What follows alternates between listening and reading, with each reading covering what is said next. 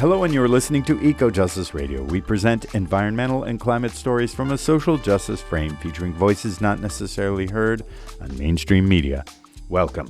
I am Jack Eit. On today's show, CalEarth, the radical simplicity of Earth architecture. Host Carrie Kim will be interviewing Dastan Khalili, president of CalEarth. Dastan Khalili has been president of CalEarth since 2008. He is son of the late founder, visionary architect, and author Nader Khalili. CalEarth, the California Institute of Earth Art and Architecture, is a nonprofit organization committed to providing solutions to the human need for shelter through research, development, and education in Earth architecture. They envision a world in which every person is empowered to build a safe and sustainable home with their own hands, using the earth under their feet.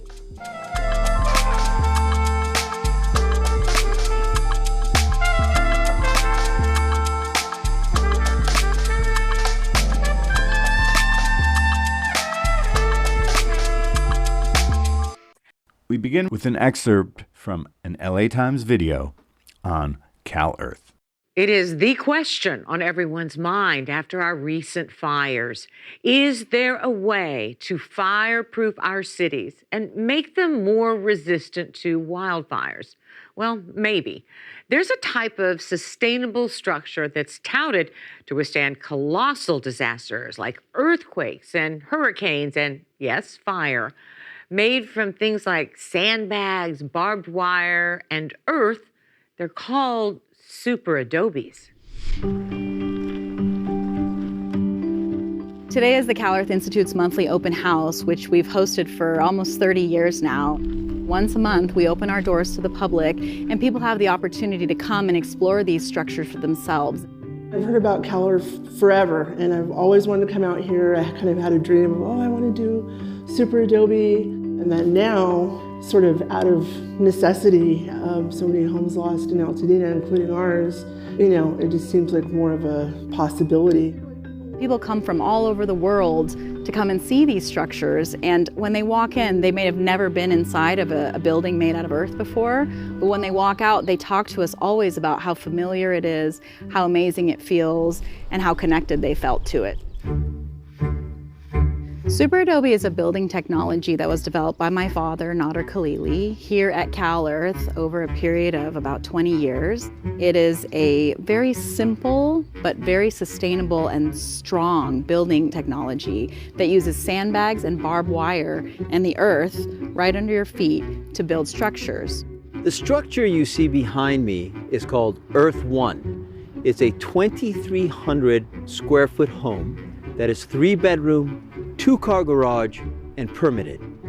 So the reason we built Earth One was to show that this technology can be used to build just a regular house. Except the difference is, this house will never burn down. It'll never get blown away by a hurricane or tornado.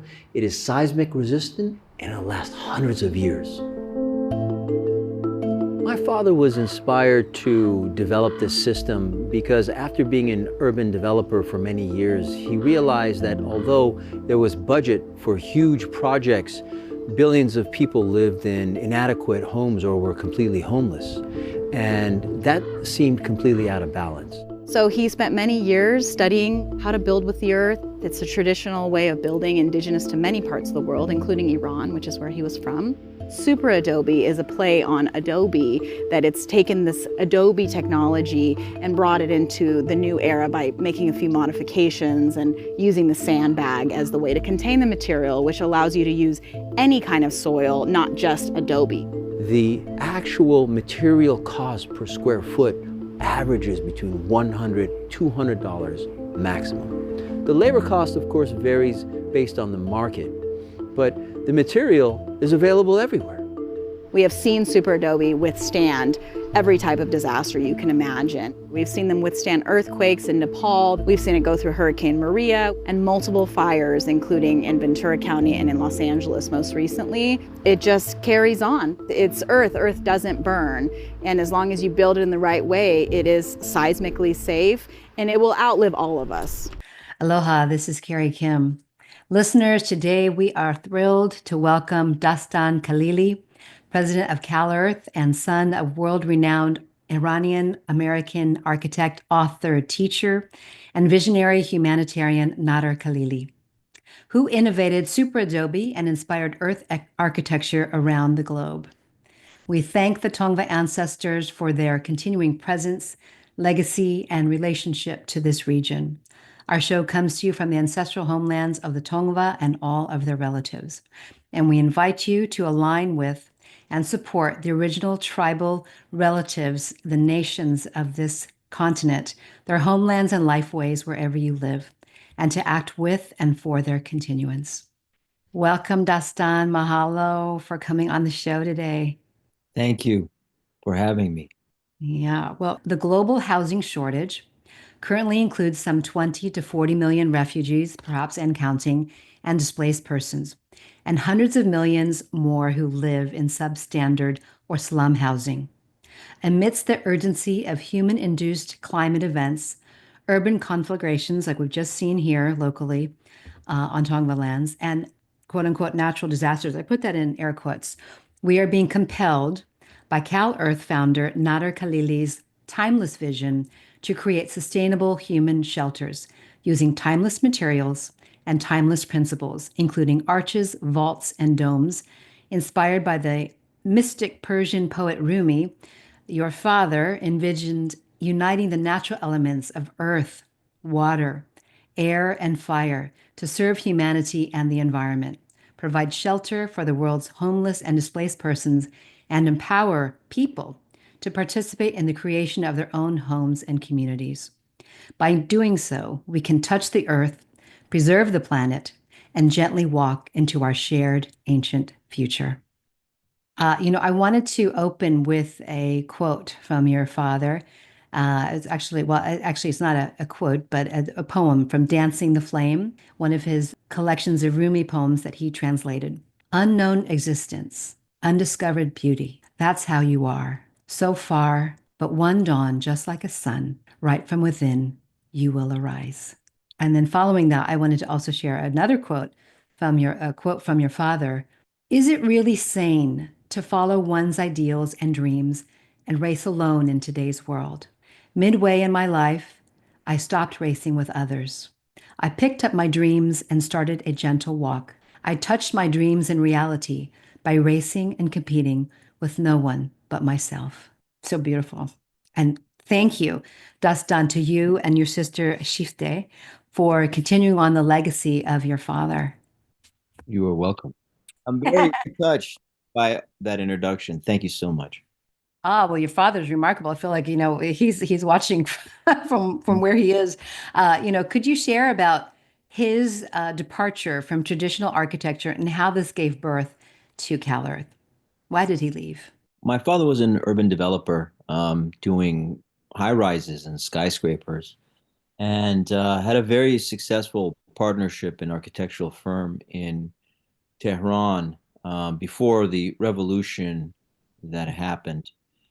And he, in his own words, was miserable, always in the right rat race, looking for the next job, looking for the next contract. And, he came from very, very humble means. And at some point, he realized that at that time and today, 1.2 billion people live in inadequate housing. And how can it be that we have such technology, yet so many people suffer? And so he quit his business, shut his office, got on a motorcycle, and went on this odyssey into the desert to discover solutions to this issue. And ultimately, he realized that the answer was right under his feet, and which led to the development of what we do at CalEarth today, the Super Adobe system, where in one weekend or even online classes, you can come and learn how to build your own shelter and become an empowered individual, because he truly believed that the ability to build your own shelter is a human right. And that is what we continue on today. Your father's vision for earth building, of course, went beyond mere building. It was, so how he was so deeply impacted by Rumi in his life. And I wonder if you could talk about that profundity of Rumi, and how would you describe your father's building philosophy? Well, you know what's really interesting is when you come to CalEarth and you study, you don't really just learn how to build. What you learn is how to see. Mm, Where you go, the site where you're doing your construction, you learn how to look at that site and that location. What is the movement of the sun and the moon? When does it rain? Is it arid? Is it humid? What kind of vegetation? What is its location? And then the site itself begins to inform you on how you should build so that you're mhm, really working harmoniously mhm, with the natural environment to both support it and for it to support you. mhm. In regards to Rumi, it's really interesting. When my father left his very successful business, everyone questioned what he was doing and the sanity of what he I'm was sure. doing. But he I'm felt sure. deep down, but he felt deep down inside that he had this quest. He had this quest that was a higher calling to Mm, serve. But he was mhm, also riddled with great doubt himself. mhm, And he grew up with Rumi poetry, as did I. He raised me with it as well. And so he would go often when he was challenged or when he was looking for insight into the poems of Rumi. And mm. before he set off on his first odyssey into the desert, he came across a poem that says, In talab مفتاح مطلوبات توست این سپاه نصرت رایات توست. The quest itself is the key to all of your desires. The quest itself is the banner of your victorious armies. And when Mm. he read that poem, he realized just having the quest itself, he had already succeeded. Right, And that was so that enough. gave him the insight and the courage to take this journey that he did, which brings us to where we are today. I wonder if you could speak a little bit more about alchemy, this merging of architecture and alchemy. He had a really interesting understanding because after years of teaching people and working with the earth himself, he would see that anytime you come and you take a workshop at CalEarth and you start working with the earth to learn to build with it, what actually begins to start happening is that it starts transforming you. When you Mhm, put your hands into the mother and create with her in mhm, this kind of dynamic way, in this meditative sense, you begin to actually transform. Your vision begins to transform. There's a mulching, there's a cleansing that happens, a connection that happens, and mhm, that is the beginning of that alchemy. And then once that occurs, the potential of impacting not only your life, your mhm, family, your neighbors, your community, your village, your town, your city, your country, the world itself becomes mhm. possible. I think it takes us out of this kind of myopic way of living, right? Where we're just kind of enclosed into this bubble of ourselves, our own life, our own family. It's very small, you know, and it's obviously the times that we live in require us to expand out of this bubble of ourselves, and our egos and all of that, to actually reconnect, just as, the poetry of Rumi is pointing that all the time about that divine essence, and then also being in collaboration and connection with all that is really. But I much of conventional building, as we know, as I'm sure plenty of listeners would agree, it's commercialized, it's untethered to nature, and uninspiring to the soul. It's often conformist, sterile, fetishized, or an ego pursuit. So if modern buildings are a reflection of consciousness, what might we be saying by how we build on this continent? Well, what's really interesting is that our approach at CalEarth is more about yes than no.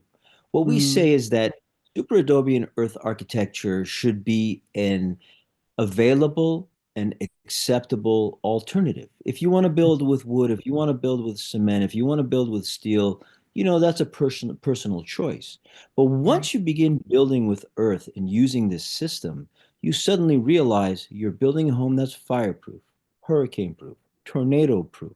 earthquake resistant, works in harmony with nature, can last for hundreds and hundreds of years, has minimal toxicity. Just the fact that you're building in this way, you're lowering carbon footprint because you don't have to draw from 700 to 900 materials that are used in construction. You can participate yourself just by lifting a coffee can, by being involved and being in the space and the organic nature of it and that sturdiness and that spaciousness begins to transform you. So there are so many benefits that the work speaks for itself. And so we say, come to CalEarth, walk through the buildings, take a workshop, experience it, and invariably anybody who comes and touches the earth is touched by the earth. Mm-hmm. I'm sure it's immediate to realize like what you're missing when people begin touching the earth. It's easy to see, oh, it's intangible, but it's visceral. Exactly. I wonder, being the son of someone as remarkable as your father was, what did you witness change in him yourself as he dedicated his life to a life of service to humanity, to the environment? I mean, what was that experience for you? I grew up with it and on that journey when I was 4 years old, so it has been always a part of my life. And the idea and the action of following your dreams very much is just that's the way you do it and that's the way you live your life. And I teach my daughter in the same way because, if you can think it, you can imagine it, you can do it. And nothing can move you and inspire you and motivate you more than having a passion and a quest. And Mm-hmm. so just by being that example, it penetrated into my life.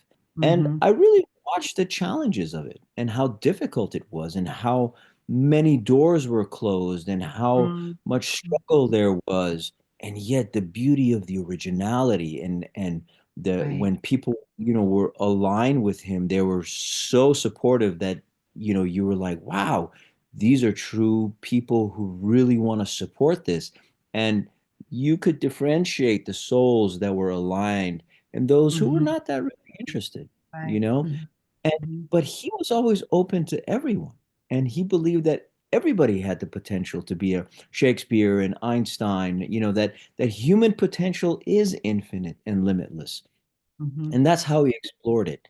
So going on that journey with him was a tremendous impact in my life, which Mm-hmm. also opened the door to understanding that anything is possible and really follow what moves you. Mm-hmm. Sounds like Rumi. Post Eaton Fire, Palisades Fire, of course, many are rushing to rebuild locally. But of course, it is essential that we perhaps take a longer pause and inquire into what is the difference between a house, a home, and a real estate portfolio. We need to ask what are the lands, the ancestors, our living relatives, from microbes to apex species of all kinds, what do they need to thrive? And we are interdependent with them. Your comments on this rush to rebuild from the same paradigm, for some will do that, and maybe it's not about trying to change those ones who are, like you said, they're going to build with whatever they want, and they're not the ones actually interested in this. But I don't know what you would say about this changing the paradigm. Well, there's a great Rumi story about a fox, a wolf, and a lion. And one day they decide that if they hunt together, they'll be much more effective. And so they Mhm. go out into the forest in the day and they come back into the cave at night and they look at all the prey that they've captured. And the lion turns to the wolf and he says, so tell me, how do you think this food should be eaten? And the wolf says, well, logically, because you're the biggest, you should have the stag, and I'm the medium size, I should have the boar, and the fox is the smallest, he should have the rabbit. And the lion looks at the wolf and he jumps on the wolf and he rips him to pieces and kills him right there. The fox, he says, how do you think this food should be eaten? The fox says, well, I'm so glad you asked, Your Highness. I think that for your starter, you should have the boar. For your main course, you should have the stag. And for your dessert, you should have the rabbit. And the lion says, that is amazing. How did you ever come up with that? How did you think of that? And the fox responds, Experience, Your Highness. Experience. We have the experience. Hmm. We know that the fire will come again. We Hmm. know that the tornado will come again. The hurricane, the earthquake, the floods will come again. Hmm. Going back and building the same thing is insanity. We are Hmm. saying let's rebuild LA fireproof. We are Right. talking, we're on the cover of the LA, the front page of the LA Yes, Times, I not saw that. 3 That was a years sign, ago. I hope, of something good. Yeah. We are putting out the word to everybody who's politically involved. We are saying to the building department, the planning department, come, let us work together and develop this, not to say no to other ways of building, but as a viable solution. Hmm. Let's do. And what's really interesting is that many people from the Palisades and Altadena have come to CalEarth. I've Right. met with, and there are these small coalitions that are beginning to build. Hmm. And Hmm. hopefully they will unify because I said, if one of us goes to the building department and says, let's rebuild, they'll say, maybe. But if 20, 50, Right. 100 of us, Hundreds. Yeah. I am ready. We are ready to meet the moment. And Hmm. so we're just putting the word out there. That's why I'm here on this interview with you. There are Hmm. city council people who are reaching out to me. So everyone who is reaching out, we are meeting the moment in the hope that this will happen. And at the Right. same time, because my father was a very pragmatic, tangible person, and he Hmm. believed that you should engage with the building department. You should Right. engage with the planning department. We have set out a path, A, B, Hmm. C, D, of how to get this into the International Residential Code Hmm. as an appendix, as a true Hmm. alternative of how to build it, inspect it, to meet it. We're working with our engineers and our architects. It's a lot of money, but incrementally, step by step, we are funding it, doing fundraising until we will eventually get there and it will be Hmm. accessible. Hmm. And once it's in that code, does it just make that it's acceptable all around the world? I mean, what does that actually Yes. do? So Yes. essentially, the International Residential Code, California has the strictest building codes because of the seismic Hmm. situation. So Hmm. what the steps are is for it to have seismic testing, fire testing, flooding, all of the tests, because we know, you know, it has gone through many fires. Even in Eden, in Altadena, there's a dome standing where the whole neighborhood Hmm. is gone, and one of our students built a dome, and the dome is still standing there. Right? There's Right. all these anecdotal situations: Sure. Hurricane Maria in Puerto Rico, earthquakes in Nepal. However, we're saying we need to put the data there. We need to do the Right. math. We need to have the calculations so Hmm. that the building department, when they're building, they know how to inspect it. They can Uh, see that it's all there on paper, then they feel safe, right? Because they hmm. are also just doing the job and working with the data that they have. They don't know necessarily how to inspect this kind of Right. architect. Sure, They sure. don't They know don't. how to engage. And so by putting it into the IRC, by creating that, we're giving them the tools to be able to interface with us because many Hmm. of them actually want to. Sure. They Yeah. show up on site. They come to the open house. They're like, this is amazing. How can we Hmm. help? What can we do? So we've set the path. We just need the funding to execute it, and we're working on it incrementally. Unless someone comes and writes a big check, then we'll, Sure. bullet train and Well, hopefully that person's listening right now.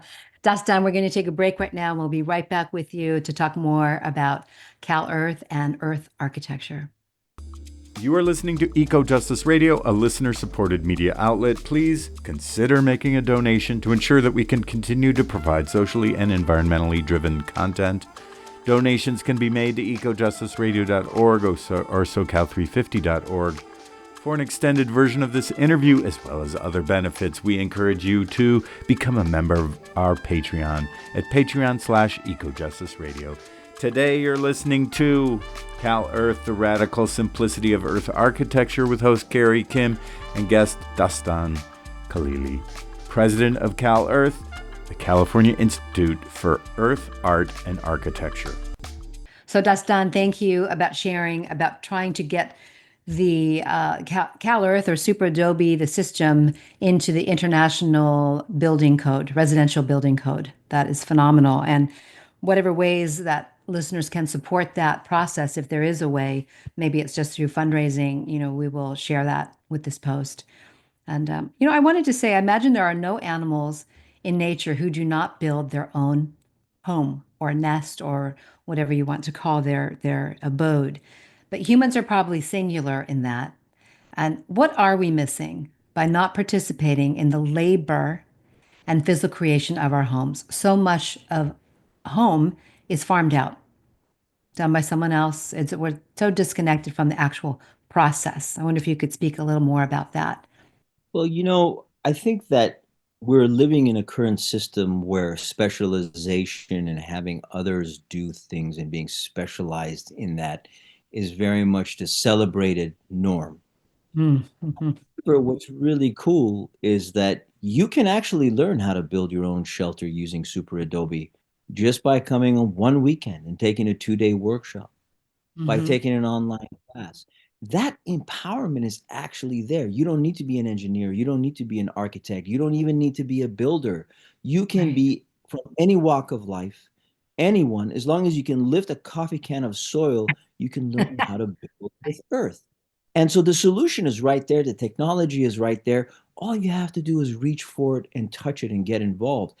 And what's really interesting is that the grassroots movement of this work that we've been doing for the last 30 years has truly, truly swept the planet. Over 60 Mm-hmm. countries, people are building. Thousands and thousands of projects have been done by students who taught students who taught students who taught students. Mm-hmm. All the time, I'm seeing this architecture popping up around the world, resorts, buildings, homes. I don't even know who, where, what, how. Right. It has Right. truly spread in this way. And this is the way my father envisioned and designed it because Mm-hmm. it's so forgiving and simple to learn to build and so effective that it just spreads in this way. And that's the beautiful thing. In a way, CalEarth's mission has been already accomplished because Mm-hmm. even if the Institute didn't exist, the work is now disseminated so much globally that it will just Right. continue to Yeah, spread. exactly. That's the Exponentially, right. beauty of it. That's Right, the beauty exactly. of Earth in the simplicity of it. Just like creatures in nature, they built their shelters. They're very elegant and beautiful, but they're simple using natural materials. We're doing the same thing. How would you define a home versus a house? I think a home is where one feels the comfort of family, love, safety, connection, community. A house can have that as well, or it can be a business investment. It can Mm-hmm. be an asset. It can be a commodity. And I don't have any judgment on either. I have chosen to live in the United States. It is a capitalistic society on the one hand. On the other Mm-hmm. hand, it is still the most pioneering society in the world today. My father came here from Iran and developed this work because he knew in the United States he could make it possible. Dreams Mm-hmm. can happen. You can come up with any idea and manifest it. And that's the beauty of the US. The pioneering spirit is still celebrated, you know? And Mm-hmm. so, in that way, I say that if you build Super Adobe, you're building yourself a home because you are Mm-hmm. putting your hands in the earth and participating in that. And there's a connection that warms the heart. Mm-hmm. And it's the labor, and I mean, there is the labor involved, right? I mean, I don't know how, whether you would describe it as labor intensive, because it's a different kind of love of labor, I think, when you're building your own home in this way. So it's labor, but if you love it, it's different. Yeah. But also, if you can lift one coffee can of soil, you can participate, right? Mm-hmm. Mm-hmm. Children, young, old, men, women. This is the beauty of it. It is a communal kind of an architecture. You know what Mm-hmm. I mean? And Yes. everyone can participate. You don't have to have a contracting license or an architectural degree or an engineering license. You Yeah. can learn these open secrets that have been passed down for millennia because we're Mm-hmm. taking the best of the past and Right. combining it with the technology that my father designed actually for construction on the moon and Mars. This Right. technology is for the future, for off-world construction, Mm-hmm. taking the open secrets of the past and Mm-hmm. combining them to what is Super Adobe today. What was his interest in that? I mean, I think it was also kind of the zeitgeist of when he was alive, thinking about like post-Apollo and all these different things, of him being interested in how they were wanting to have housing for Mars or the moon. And now it's kind of almost, it's not here yet, but just what would he think about that? It does Well, also, he was, there's, Mhm. sorry, go ahead. I didn't mean to interrupt you. No, I just, it's also brings up the question of what is our responsibility to this Earth, before we start jumping off to other planets. And, there is always that consideration of leaving for a greener pasture somewhere else, which is kind of the history of this continent from a colonized perspective anyway. Well, his zeitgeist was more about whether he could prove his concept and actually, for it to actually embody what he believed. Because he believed Mhm. that if you build with earth, water, air, and fire, you can Mm, build anywhere in the anywhere. universe. So in the Mm, 80s, NASA put out this proposal, said anyone can come to this symposium and do a mhm. 7-minute lecture on how to build on the moon and Mars. We don't know. We want to figure it out. And so he said, Right. well, if I really think that you can build with earth, water, air, and fire anywhere, then I should be able to do it on the moon. Uh-huh. I should be able Uh-huh. to do it but then when he looked at the moon, he's like, well, there was no water. Not at that time. They hadn't discovered it yet. There's no Uh-huh. fire. There's no air. So wait a minute. Am I going to? And so what did he do? He went to Rumi and he found a Uh-huh. poem that said, Mm-hmm. earth, water, air, and fire are dead to you and me, but alive in the divine presence. And as he meditated on this, he realized, oh, it's not four elements. It's one element. The earth is in the water. Water is Mm-hmm. in the fire is in the air. And so when he approached it with that concept in mind, his designing suddenly became revolutionized. He looked at the lunar soil. He said, "There's a high content of glass, Uh, 1/6 the gravity. I can make a huge pile. The fire, the sun is right there. I'll get a giant magnifying glass. We'll direct it. It'll melt the regolith, which has a high glass content, mhm. liquefying it like water, and then we'll Mhm. dig it out and make actual shelters using what's available there. Same thing with Mars. That's where the super adobe concept came from. Then he called it Velcro adobe because it was 1/6 of the gravity. So Mm, realizing, working with mm, what is there, that was the trigger. Then he came back, and everyone at NASA was like, "This is amazing, Mr. Khalili. Please come to Los Alamos National Laboratory and develop the system with us." And he went there and he developed Super Adobe. He said, "This is a solution for the housing crisis on the Earth." And so by that's going through that journey, he developed mhm. this. That's a phenomenal story, I wanted to speak a little bit about uniformity in building. We're talking, of course, of tract homes, gated communities, monolithic, high density building. And, the structures we know, many of them are made from toxic materials, energy inefficient. They're non-functional, oftentimes from a holistic or ecosystem sense. And I'm wondering what you have to say about uniformity and conformity in building as it relates to the human soul, because we have to bring back, I think it is important to bring back that connection of our spirits and the buildings and the structures that we inhabit, that we frequent, the infrastructure, all of it. There's so much disconnection in that. We have such a hodgepodge and it's just mismatched. I think we feel that, especially here. I think we have a great deal of that here. Of it's just a complete, band-aid upon band-aid, and it's just from an aesthetic sense of the soul, that's where we find also the nourishment and the beauty and the divine. What we're proposing as a solution to that is called nature preserve regenerative development, where Mm, you, instead of doing a housing development where you cut the land, you put the streets, and you drop everything, you go and you treat it as a nature preserve. mhm, How does nature work within this preserve? What are the climate changes? What are the animals? What is everybody doing? So it is a nature preserve. Then you build with the earth on the site naturally within that movement of that system. Then you make it regenerative by creating its own grid, water catchment systems, gray water, solar. And so it's actually generating its own sustainable energy, the development, so it doesn't have to pull. And then the beauty of it is whatever excess energy, excess water there is, you put it back into the main grid and it starts bringing down carbon footprint. It makes more resources possible. Now imagine you have one development with 15 to 20 houses like that. Imagine if you have 1,000 nature preserved regenerative developments. They're beautiful. They speak to the soul. You feel like you're living in nature. You're living in a home that'll last for hundreds of years. You're helping the climate, and you're also protecting yourself from climate events. And this Mhm. is what we're proposing. This is the vision for the future, to have the technology that we have, and at the same time, integrate it and interface with nature in this way and create one, two, three, because inevitably we're going to have to build with it. Yeah. Sure. There's an enough Yeah, it's not even period. an option. There's enough time. You and the climate, the climate events are becoming more acute and more acute. Mhm. Solutions exist, solutions are there. We have the experience. And I think that the greatest shift, as you're saying, the technology is already there and these systems are exist, but it's a matter of shifting within. The individual humans need to make that leap of faith, you know, and reconnect their spirits to instead of just kind of being in the trance of modern life. It's really like looking around us and deepening into what needs to occur here for the benefit of all beings, not just human beings, you know.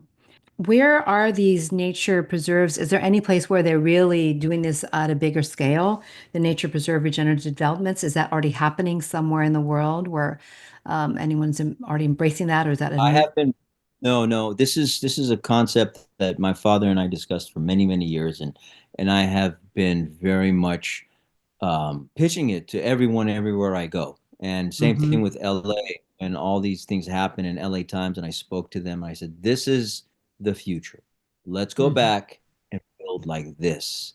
Right. Imagine the impact." And so, I think that it's a question of the first step and the first one. Hmm. And what I'm Hmm. interested in doing is let's build it in the highest fire zone we can find, in Mm. Tornado Alley, highest hurricane zone. Let's build it where there's so much destruction keeps happening. Let's put it there. Uh-huh. And so then it becomes a beacon, you see. Hmm. And it's inevitable. It will happen. Sure. And if it doesn't happen, I will pass the torch to the next person because, as I said, this work has now become truly everybody's work. This work is Hmm. not for one, it's for everyone. It's open Hmm. source, it's public domain. Anyone can build it, anyone can develop it, anyone can use it, anyone can do Hmm. it, anyone can contribute to it. And that's the Right. beauty. Hmm. Hmm. I wondered what do you feel that what most compelled your father about uh, traditional Iranian climate adapted architecture? Probably it's not one thing, but maybe just sharing some of the things that really, yeah, inspired him going back to his roots. Well, he was looking for, how do you build something if you have nothing, right? Most of the people who are homeless or have inadequate shelter, they have nothing. So they're building shanty towns. And so when he went on this odyssey, he realized in the deserts, he's like, wow, the most abundant material in the world is the earth under our feet. And look at Mhm. everyone's building has built for millennia with earth. Right. How do we make this accessible in today's world? And Hmm. so years later, he came up with Super Adobe System and created CalEarth. And as a result, CalEarth has taught for decades thousands and thousands of students who went and disseminated this work around the world, and now it's being built everywhere. So Right. what I'm saying is that it's inevitably going to get there Sure. anyway. Sure. Exactly. But Yeah, because it's kind of. we've been on the vanguard, we continue to carry that torch, and hope that, to get the support. But Hmm. anyone can take it. Anyone can go Hmm. and get it into the IRC. That's the beauty of it. It's Hmm. truly everybody's. Great work of our time. Well, I love that about your father's wanting to kind of, it's like the democratization of building, because people don't always think about that. They don't realize how accessible it is, and I'm sure there's plenty of people who don't even know that Earth architecture exists, which is, shocking, but I'm sure there are people who don't even know it's an option, right? I wonder what you have to say about radical simplicity. We talk about, that animals in nature, of course, they'll build the simplest shelter. I think humans would do well actually to learn more from nature in that way, because I do feel that we do have to contend with this excess. We have a lot of excess in our society, excess desires, excess in the way we build. And I feel that a lot of the excess that we see in McMansions or, real estate speculation, these different things about excess and always wanting more, that it's kind of showing that we actually have a poverty of the spirit is what I feel. And I don't know what you have to say about this need to actually find simplicity. And maybe not as a doctrine, it's not about dogma, but we can see that we are suffering at the hands of our excess. You know what I found on my own personal journey is that there is no separation between the spiritual and the human. The human journey is the spiritual journey, and everyone is on different paths. However, life is very magical and mystical. And just as every month at open house, 90% of the people that are show up are new from I don't know where. I love that actually. Awakening is happening continuously. And Hmm. when that happens, there's a desire to reach for that simplicity. Because what is elegance but simplicity and beauty?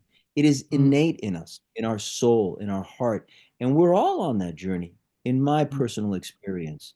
And so, again, I think it's inevitable that we'll get there. Going Hmm. to this excessive place, being fulfilled, being unfulfilled by so much excess, ultimately, the human being is one of the most adaptable, intelligent creatures who is seeking what is in their heart, the love Hmm. that is the essence of what is motivating them. And many, many, many, many people get there. What Hmm. we do as individuals, each one has such concentric circles and impact. Rumi says, you're Hmm. not one person, you're 1,000 people. And so, what I say is that where CalEarth is now and where this journey started shows me Hmm. that there is a deep shift happening. Hmm. Hmm. Hmm. Dastan, we're going to take a break right here and talk more about CalEarth and the shift that is happening among human beings toward super adobe and natural building. We'll be right back, listeners. You are listening to Eco Justice Radio, a listener-supported media outlet. Please consider making a donation to ensure that we can continue to provide socially and environmentally driven content. Donations can be made to ecojusticeradio.org or socal350.org. For an extended version of this interview, as well as other benefits, we encourage you to become a member of our Patreon at patreon.com/ecojusticeradio. Today you're listening to CalEarth, the radical simplicity of Earth architecture with host Carrie Kim and guest Dastan Khalili, president of CalEarth, the California Institute for Earth, Art, and Architecture.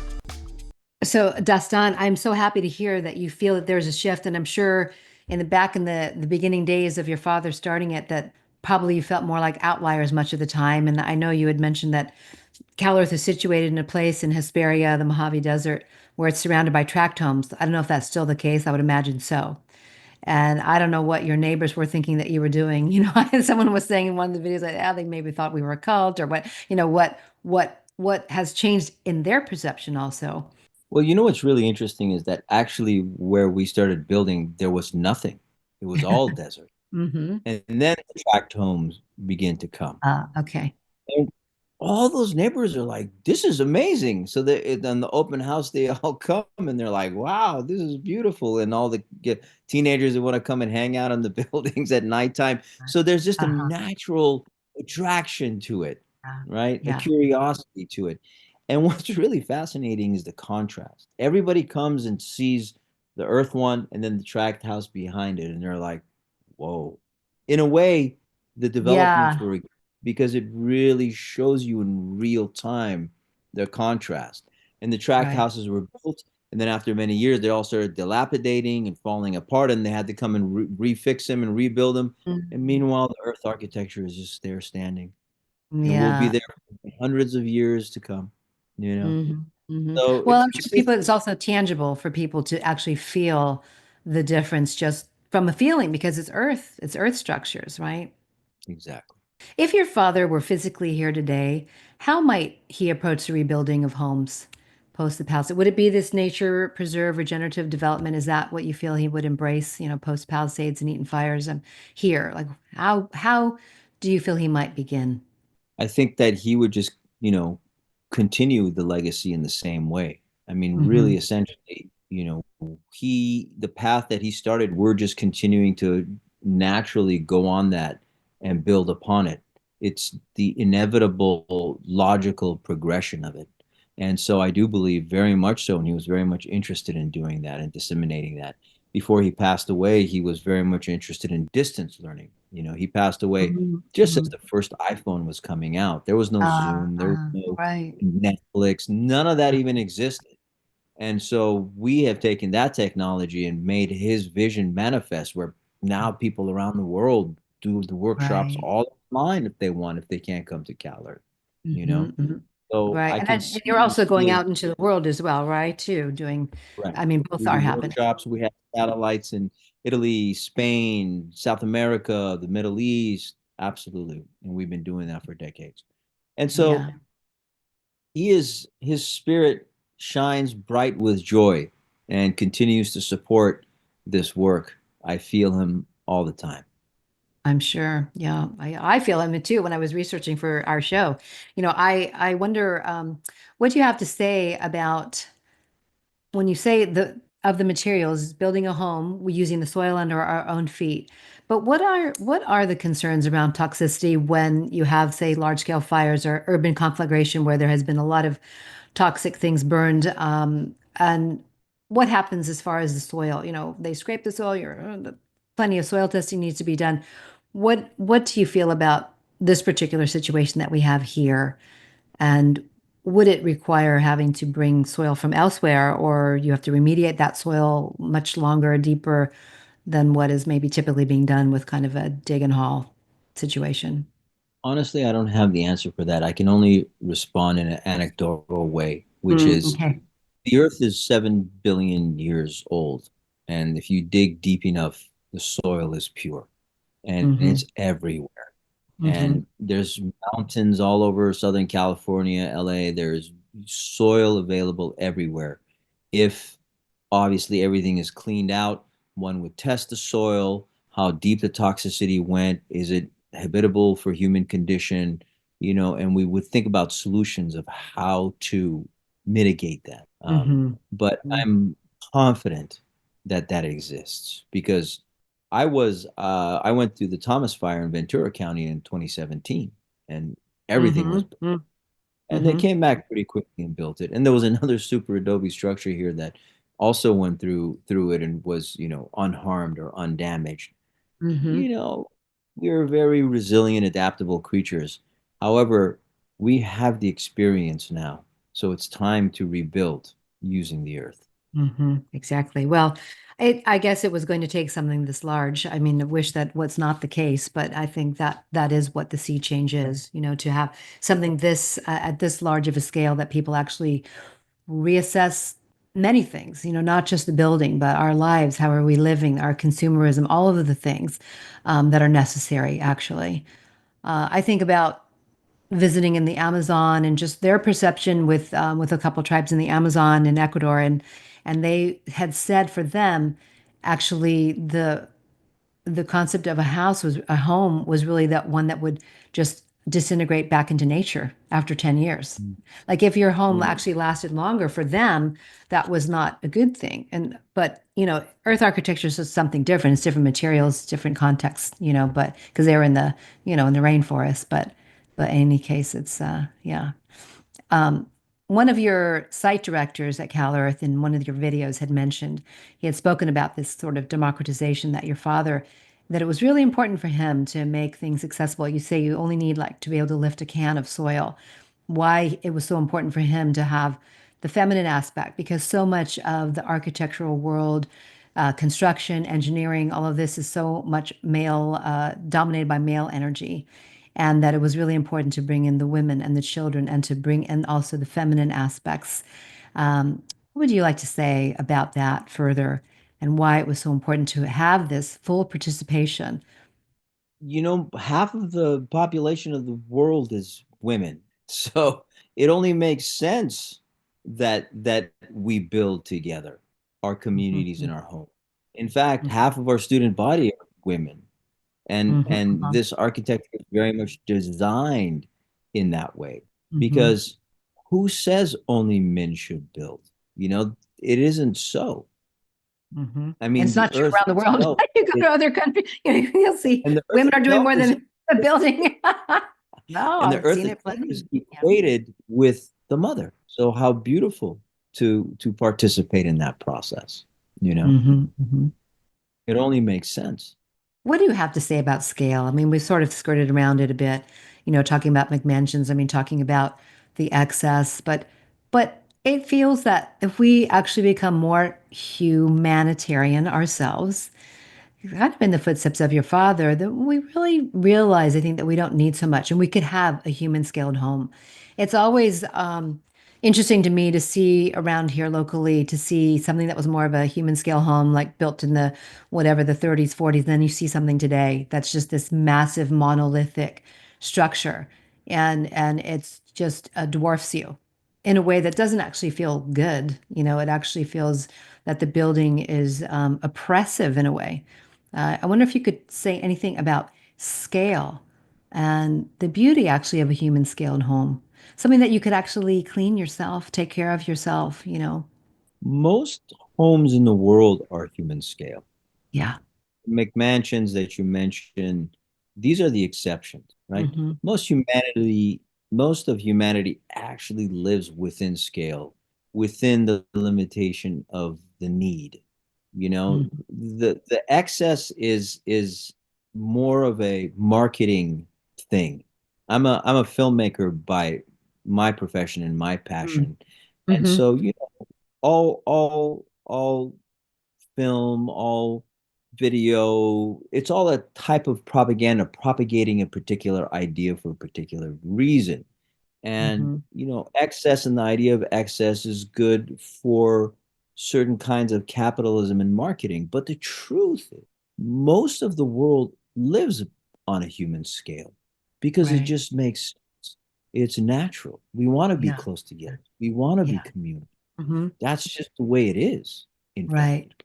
I think that's because most of the rest of the world is closer to nature than here, you know. Well, not everywhere. There's a lot of urban cities, mega cities. There's that, but if you go out to places where that's the way they've lived, and they're living in the way of their traditions and the way of the ancient times, passed on. And when we live in community and are nurtured by community, I think we realize we need so much less. We don't need a lot. That's why I think the deficiency exists here, because community is a lot harder to come by and keep close in a place like this. Earth turns to gold in the hands of the wise. I don't know if this phrase originates from Rumi or your father, but could you elaborate on this? کمالی گر خاک گیرد زر شود. Earth turns to gold in the hands of the wise. That is indeed Rumi. And Mm-hmm. like many of his inspirations, you see, my dad always said there aren't four elements. Actually, there are five elements: earth, water, air, fire, and Rumi. And so architecture itself is tangible poetry. Much of the literal technical issues, concepts that he came up with were very much inspired by Rumi. Rumi's Mm-hmm. poetry, Rumi's stories, like I said earlier. And Mm-hmm. that's the spirit of this work, see, Mm-hmm. Mm-hmm. because there is a poetry to it, there is a timelessness to it, there is a connection, which is why it has spread around the world, one Right. person, Mm-hmm. right? Mm-hmm. Mm-hmm. Well, I like this one description I had read that CalEarth, or the Earth architecture, is poetry in a crystallized structure. The crystallized Yes. structure of poetry, which I love. If you could change anything about the trajectory of humanity and building right now, what would it be? Get Super Adobe into the IRC as soon as possible. Uh-huh. Uh-huh. Because once that happens, it truly becomes accessible and Mm-hmm. acceptable. Mm-hmm. Then we can really run with it because Mm-hmm. a lot of people want this architecture. A Right. lot of thousands, millions. They really want it. Mm-hmm. However, everyone who talks to me is like, I really want this. How do I get to the building department? How do I get the path? How do I get a permit? How do I get the other? Once that step is taken and it has been metabolized into the system, then we're going to Mm-hmm. see things Mass. happen Mm-hmm. way. Mm-hmm. And we are at Yeah. that tipping, you know, we are Sure. at that tipping. Rumi says, "Qatre qatre ab jam gardad, vangahi daryo shavad." Drop by drop, the water gathers until it becomes an ocean. And so, Mm-hmm. drop by drop, building by building, student by student, conversation by conversation, the water is gathering, the water is gathering. And soon it will be an ocean, and everyone Mm-hmm. will have and be Right. able to as a Yeah. choice. What would you say? We've talked about the advantages of earth bag homes, earth bag architecture, what you're doing, the super adobe, and we talked about the fire resiliency, the seismic resistance, floods, drought, all the things that it can withstand in a good way. What are there any particular situations where it wouldn't be suitable? I'm just to You know, bring that up. it's most yes, it's most effective as a housing source. Hmm. If you want to do urban development, it's not going to be your best go-to. You know Hmm. what I mean? Yeah. But suburbs, homes, housing, shelters, Hmm. spaces for the homeless, generally, it is a wonderful solution. It really is. Hmm. Hmm. I would say that is the one limitation with it. However, it can be integrated into urban settings in many, many ways. Certainly, Hmm. there is a space for that. And I Hmm. think that would make urban settings much more enjoyable and natural, certainly. Sure. Because Such not as, all, when you say because that, not you're right, because not there all could urban be, settings are necessarily skyscrapers, right? I mean, you right. have certain parts of the city, even in LA, you have down, just small township areas, you have coffee shops, things of that nature, many, many parks, many, many grass areas. Mhm.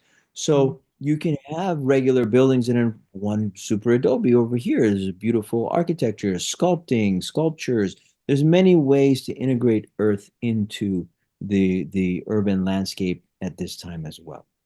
Hmm. So Hmm. that's my Is it view of used it. very much for infrastructure?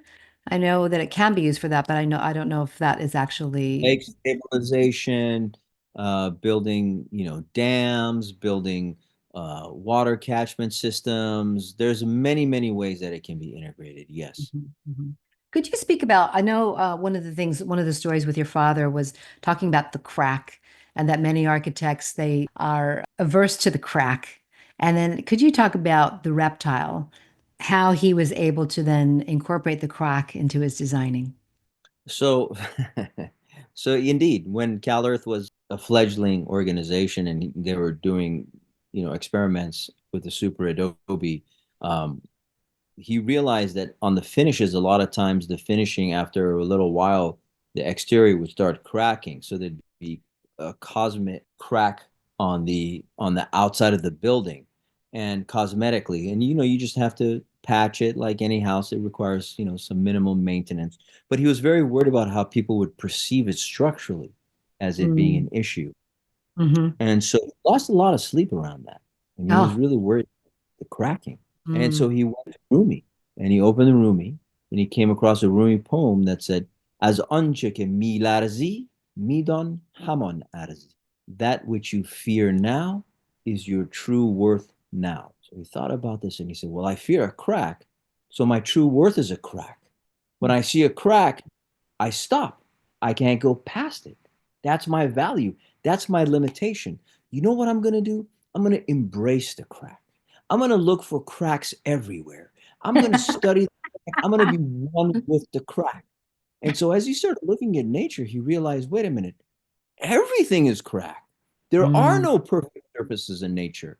The skin, trees, barks, reptiles, snakes, and so when he started studying reptiles, and he said, "Oh wow, look at the lizard! Its entire body is covered with cracks. What's going Mm-hmm. on with that? Wow, it's scales, and each one is a sun and a shade zone, and it breaks up the water, and it's extra protection. So you know what I'm going to do? I'm going to cover my buildings with cracks.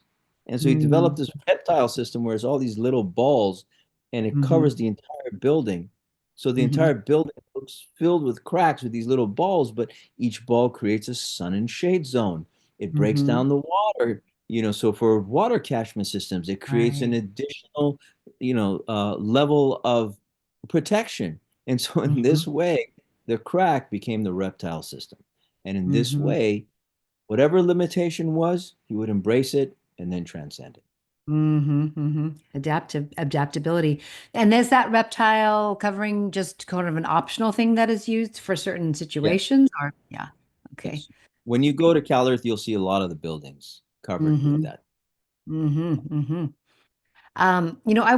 I know we need to wrap up in a minute, but I just wanted to ask you one thing because it was so beautiful. You were talking in one video about asking people about their concept of a house and then to draw it. And that most people would draw a box with a little pitched roof on top.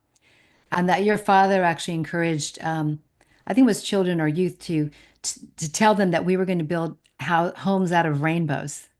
Yes. When I was very young, he would come to my classrooms invariably and do talks. And he'd say, Hmm. okay, everybody go to the blackboard and draw a house. And they'd draw the box with a pitch roof. And he said, you see this pitch roof house? This is 60% of the deforestation of the world is because of pitch roof because it's all wood. Instead, what we're going to do is we're going to build a rainbow house. We're going to build with an arch because when you build with an arch, then you're using the earth. You're using natural materials because the arch is a natural occurring structure and you can build with bricks and you can build with super adobe and things of that nature. And so really part of super adobe is not only the long bag technology, but it's the integration of the actual arch because the arch is one of the strongest structures in nature, which is Hmm. why your lava tubes, your caves have millions of tons of pressure on them. Hmm. Hmm. It actually compresses over time and becomes stronger.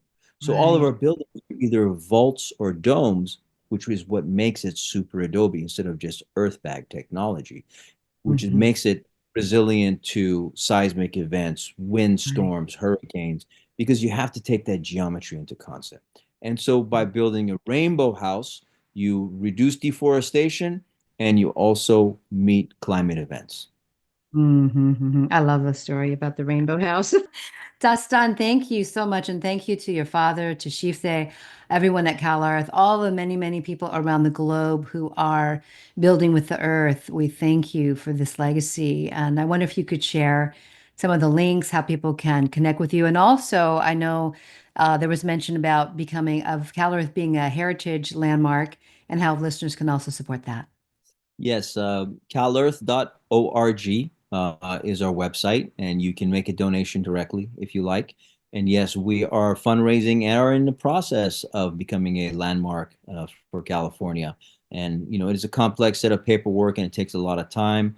We're about 25% through it, but with additional funding, we can make that happen even Happen quicker. faster. Hmm. Like I said, we're also very much dedicated to getting this into the IRC. So Hmm.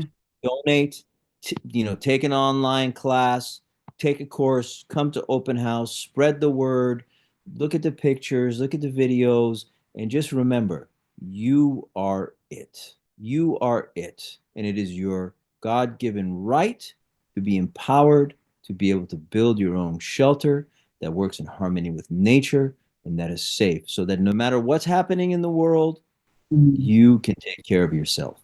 Because Hmm. kamali خاک گیرد زر شود. Earth turns to gold in the hands. Beautiful. Thank you so much, Dastan. And I think also for people who had lost their homes in the fires, that also I don't know if it's for everybody that there's some free offerings for them as well, right?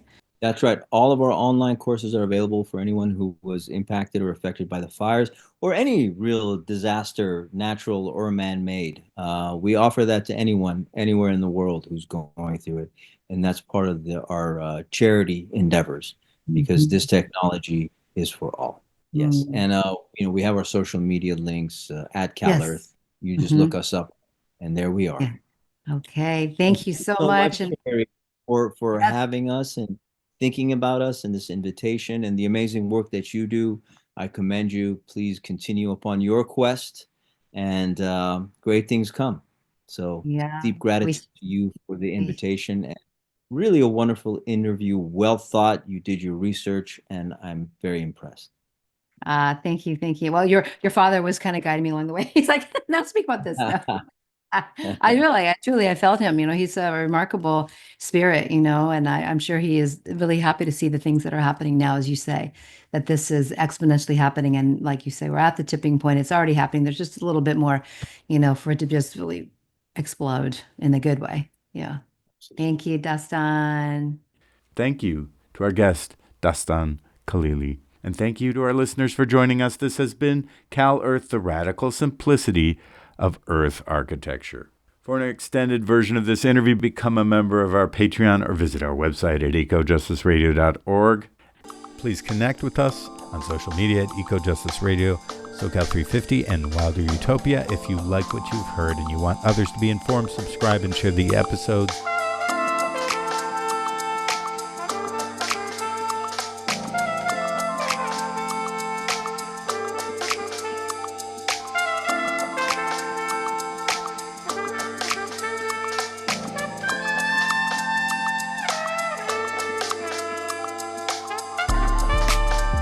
You have been listening to Eco Justice Radio, a project of SoCal 350. Executive producer, myself, Jack Eit. Co-host, Jessica Aldridge. Co-host, Carrie Kim. And engineer and original music by Blake Quake Beats. And until next time, remember, the power is yours.